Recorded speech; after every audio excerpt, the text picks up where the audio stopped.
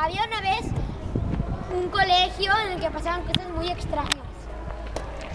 Era tan extraño que las porterías hablaban. Los que jugaban al fútbol jugaban con una piedra. Un día el conserje quiso abrir una puerta en la que estaba su material. Esa puerta le dijo que había un niño con el pie hinchado.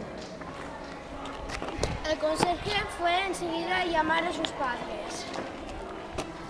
Y cuando los llamó vinieron corriendo a socorrerlo. Pero cuando llegaron, el niño ya no estaba.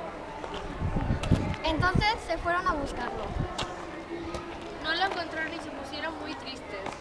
Querían encontrarlo para curarlo. Pero como no lo encontraban, fueron a buscar al tutor. El tutor le estaba curando al niño. Cuando los padres se acercaron a una portería, la portería les dijo que el niño y el tutor estaban en una clase. Y los padres van a buscarlos en las clases.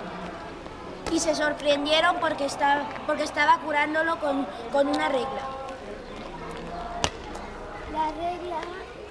La regla era mágica. Y al verlo se quedaron sorprendidos.